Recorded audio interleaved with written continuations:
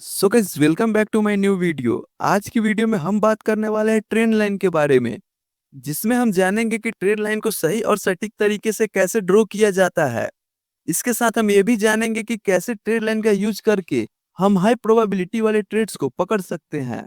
तो अगर आप एक बिगिनर है तो ये वीडियो आपके लिए गेम चेंजर वीडियो होने वाली है। सो चैनल पे नया है तो चैनल को सब्सक्राइब कर दीजिएगा और वीडियो को लाइक कर दीजिएगा। So let's start the video. सबसे पहले हम जानते हैं कि ट्रेंड लाइन होती क्या है।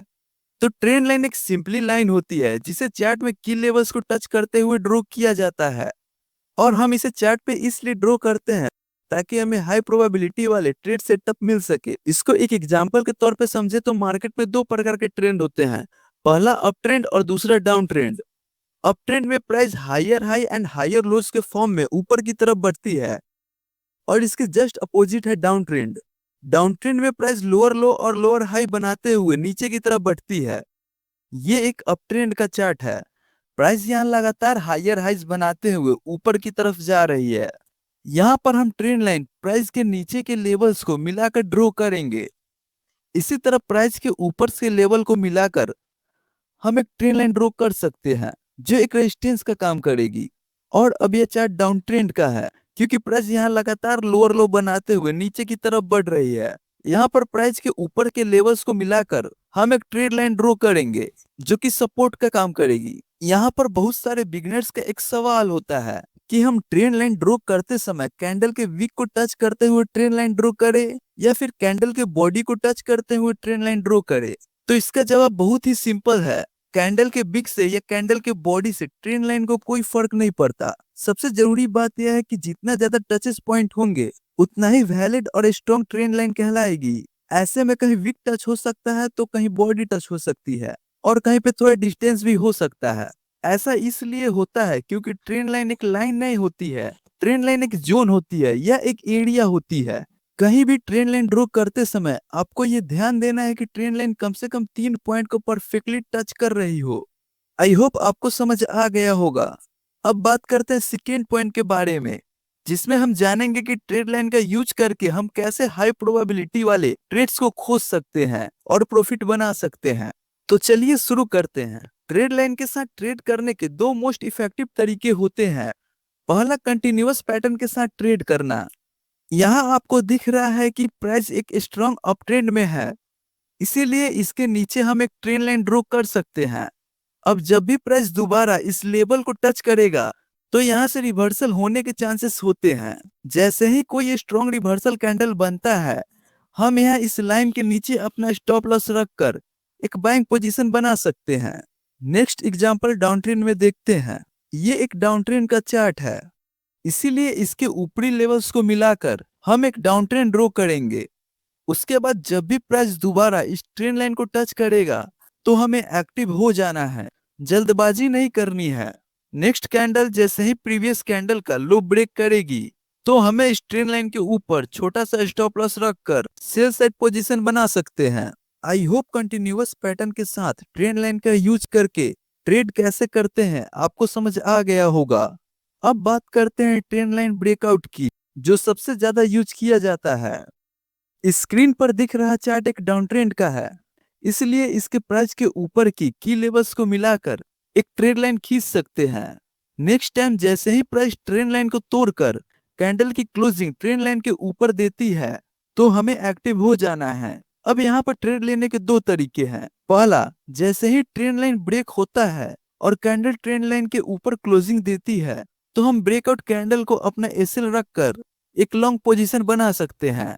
और दूसरे तरीके में प्राइस ब्रेकआउट के बाद ट्रेंड लाइन रिटेस्ट करने आती है, मतलब जो ट्रेंड लाइन ब्रेकआउट के पहले रेजिस्टेंस का काम कर रही थी अब वो सपोर्ट का काम करेगी।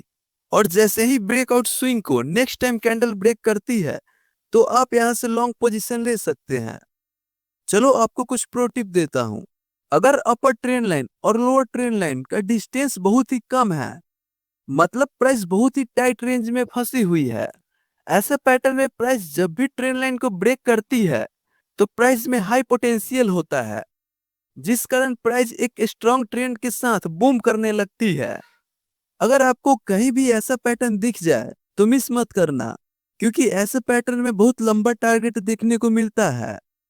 अब जो हम आपको बताने वाले हैं वो सबसे इम्पोर्टेंट चीज होने वाली है, क्योंकि इसका यूज सिर्फ बड़े ट्रेडर्स और इंस्टीट्यूशन ही करते हैं।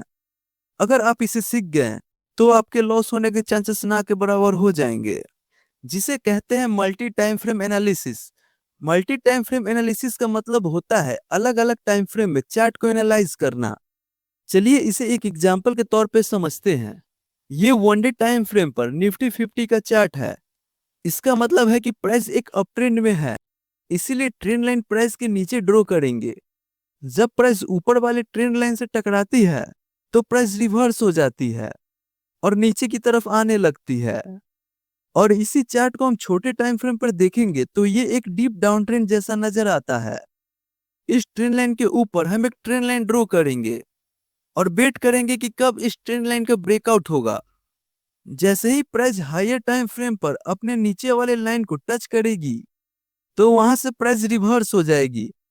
अब हमें यहाँ ट्रेड करने के लिए दो कंफर्मेशन हो गया। पहला कि बड़े टाइम फ्रेम में ट्रेंड लाइन का सपोर्ट मिल गया, और दूसरा छोटे टाइम फ्रेम में हमें ट्रेंड लाइन का ब्रेकआउट मिल गया। इनकी एक्यूरेसी बहुत ज्यादा होती है। यहाँ ब्रेकआउट कैंडल के नीचे अपना स्टॉप लॉस लगाकर बड़ा टाइम फ्रेम में जो अपर ट्रेंड है वहां तक टारगेट रख सकते हैं। चलिए इसका एक और एग्जांपल देखते हैं। ये चार्ट अभी हाई टाइम फ्रेम में है। प्राइस लोअर लो और लोअर हाई बनाते हुए नीचे की तरफ बढ़ रही है, इसीलिए हम यहाँ प्राइस के ऊपर और प्राइस के नीचे दोनों साइड ट्रेंड लाइन ड्रॉ कर लेते हैं। जैसे ही प्राइस लोअर ट्रेंड लाइन को टच करता है तो उसके बाद प्राइस ऊपर की तरफ बढ़ने लगती है। और जब इसी चार्ट को हम छोटे टाइम फ्रेम पर देखते हैं तो ये अपर ट्रेंड में दिखाई देता है, इसीलिए प्राइस के नीचे हम ट्रेंड लाइन ड्रॉ करेंगे और ब्रेकडाउन का वेट करेंगे। जैसे ही कैंडल ब्रेकआउट देती है और नेक्स्ट कैंडल प्रीवियस कैंडल के लो को तोड़ देती है, तब हम बड़े टाइम फ्रेम में अपना छोटा सा स्टॉप लॉस रखकर सेल साइड पोजीशन बना सकते हैं, जिसमें हमारा टारगेट बड़े टाइम फ्रेम में लोअर ट्रेंड लाइन होगी। आई होप आपको ट्रेंड लाइन ड्रॉ करने आ गया होगा, और इसे ड्रॉ करके हाई प्रोबेबिलिटी वाले ट्रेड सेटअप कैसे खोजते हैं ये भी आपको समझ आ गया होगा। सो चैनल पे नया तो चैनल को सब्सक्राइब कर दीजिएगा और वीडियो को लाइक कर दीजिएगा। See you in the next video, तब तक के लिए जय हिंद।